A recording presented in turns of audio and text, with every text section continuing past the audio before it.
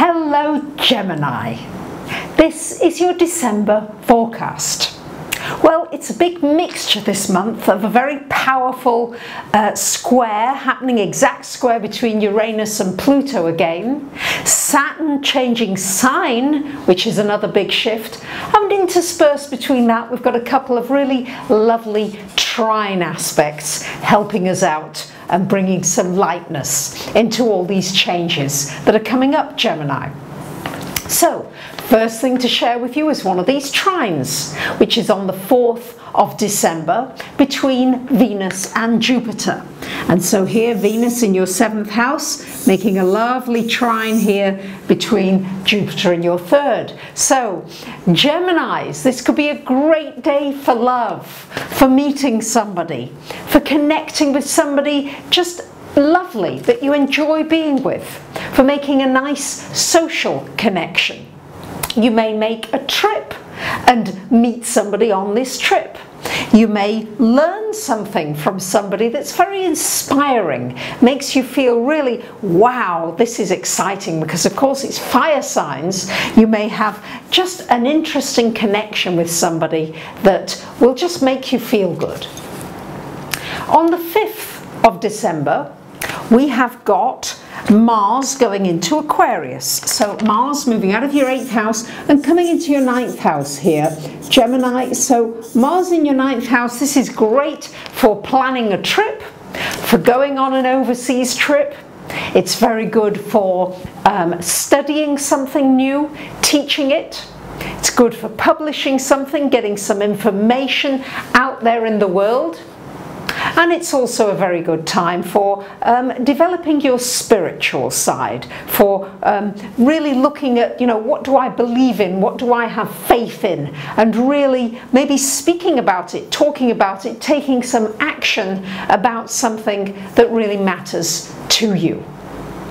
And on the 6th of December, we have got a lovely full moon in your sign at 14 degrees. So here is this lovely full moon in Gemini. So this is shining a light now on your 1st house. So Geminis, you might look at the way you present yourself. You might say to yourself, it's time to have a change. Like me, I've changed my hair. So what is it you want to do? Maybe differently, present yourself differently, dress in different colours, speak differently. But there may be just a serious look at yourself, your own needs. Obviously there's a focus, as we can see here, on this house of relationships still a little bit for some of this month. So looking at your own needs, and relationships are going to come under sharp focus starting at the end of this month, and then for a few years, Geminis, which I shall certainly be covering. But certainly this new moon it'll make you, full moon in your sign, it'll make you very sensitive to everything. It's a great time for getting in tune with your physical body, how you're really feeling about everything. If something gets to you emotionally, are you just suppressing it? Or are you able to speak about it? And if you're not able to speak about it, could you at least write it down? You are the sign of communications. So this could well bring out some emotions for you, but emotions that need to be looked at so that you can be freer and lighter. Because Gemini, you're a light sign. By nature, there's a lightness, a gentleness. You're like a butterfly, landing somewhere and then landing somewhere else. So this full moon in your sign, although it may bring up some emotions, it can also give you the opportunity to release them and to lighten your load. So you can have that joyfulness back, which is very natural to you as a sign. Now, on the 11th of the month, we've got Venus changing sign and going into your 8th house. There's going to be a lot of activity happening in this 8th house. And Venus in this 8th, well, this could bring a business deal to a good conclusion for you. Could be a very helpful conclusion. It could also mean that somebody helps you financially, or maybe you're in a partnership or you're with someone and their finances improve. Maybe they get offered a job or a contract that's helpful. You could also get much more intimate with somebody. And on the 14th of the month, we had the Venus trine to Jupiter. Now we've got the Sun also making a trine, oh, come here, trine to this Jupiter here. So this is fiery energy. This is another opportunity to meet somebody. It could be a partnership, it could be somebody that you work with, but or it could be a romance. This should be very good for any kind of learning situation, studying, exams, and also any kind of social contact should be very good. Now on the 15th of the month we have an exact square coming up between, again, coming up with Uranus and Pluto here. It's going exact. So this is for you to look at, Gemini. Where are you giving away your power? Where are you not standing firm, ready to assert what is important to you? Where are you kind of giving it away? This is important. This Uranus energy, it wants to break out. And Gemini, you're a freedom-loving, independent sign. So where do you need to break out?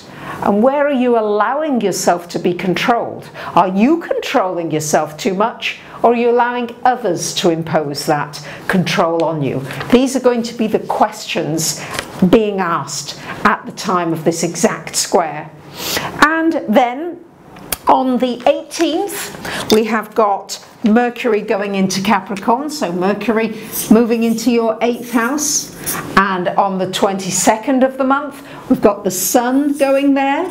And also on the 22nd of the month, we've got a new moon at 0 degrees of Capricorn, also giving you new opportunities in this 8th house. So boy, aside from Mars who moved on, everything else is happening in this 8th house for you this month. So what this is about, this is a really good time to reevaluate your finances, how you're spending money, what you're doing with money, whether you are maybe need to become more independent financially. This will give you a boost, a thrust forward. It's also a very good time for looking at any obsessions, addictions that you have, attachments that are holding you back. You'll have an opportunity to look at those in more detail and to see ways in which you can maybe release them so you can be freer and, once again, Gemini, lighter. I feel that so many of you have been feeling this heaviness. There is the opportunity for the lightness, but you have to be ready to do your part and your work in the equation. And on the 24th of the month, we have a very, very important shift, which is that Saturn moves out of your 6th house of work and health and comes into your house of relationship. So Saturn here into your house of relationship for about the next 3 years, pretty much. There's a short break towards the end of it, but mostly it's going to be in that house of relationship for 3 years. Now the good thing is that the starting point of this is we've got a nice trine energy going on, a grand trine in fire happening between this Saturn energy, Jupiter and Uranus. So this is going to fire up for you over this time, triggering a lot in your relationships. It's going to have you looking, especially because the moon is opposite this full moon in your sign, opposite this house of relationship. It's going to trigger you really looking more seriously at your relationships. You may decide you're ready to recommit to a relationship from the past. This would be an excellent time during this Saturn transit to get into a more serious relationship. You'll probably also be looking at issues of compromise, issues of commitment and compromise. So because of course, as in all relationships, there's got to be some compromises, but you'll also look, I think, more seriously. So relationships that are really past the sell-by date, relationships that really are not making you happy anymore, that are not balanced with your own needs, well, they could well come under a lot of stress and may end during this transit of Saturn.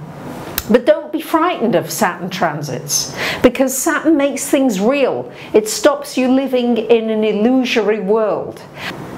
And relationships that survive this Saturn transit come through stronger and better than ever.